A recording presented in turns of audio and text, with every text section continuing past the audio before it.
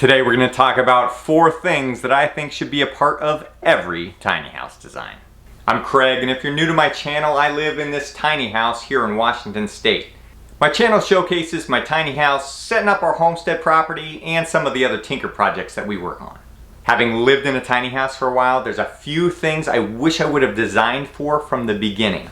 So I'm going to talk about those 4 things today. The first thing on the list is having some fans up in your lofts to circulate the air. This is a little bit of a tricky one because up in a loft space, it's not like I have room to mount a ceiling fan up here. So I'm going to need some kind of wall mount fan or something like that just to circulate the air and push it around up here. A simple small fan like this can make a huge difference up here in this loft space.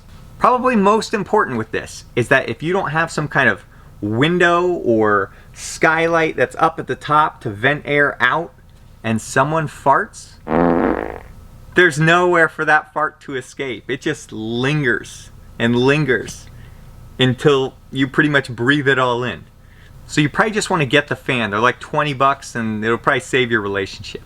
The next thing you want to plan for is a range hood above your cooking area.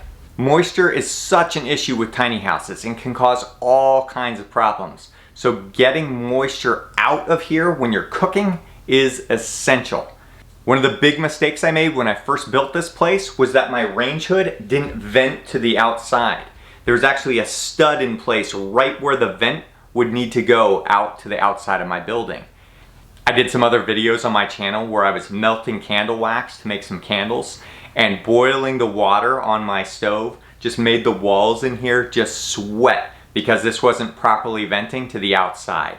So definitely plan on venting your range hood to the outside to get rid of all that moisture when you're cooking, boiling water, any of those sorts of things. The next thing on the list deals with moisture too. We're in the bathroom in my tiny house, and right here behind me you'll see the bathroom fan. And what that's going to do is anytime I shower in here, it's going to pull some of that moisture and push it outside of the tiny house. Again, moisture is such an issue and mold is such an issue with so many tiny houses that it's something you really have to plan for. I can't emphasize this enough. Last thing is to buy a dehumidifier and to plan on where that's going to go in your design. Trust me, you're going to want it. This purchase was an afterthought for me after we started having some pretty severe moisture issues in the house. It's kind of big for the space, especially considering we live in an 8 by 20 tiny house. But I would much rather sacrifice a little bit of space and ensure that we're not getting mold in here. If I were designing a tiny house again, I would ensure that this was in a place where I could put a drain hose from this, either going down my shower drain or through one of my other drains in the plumbing in this. That way it was more convenient than me having to pull the drawer out and go dump it manually every time it fills up.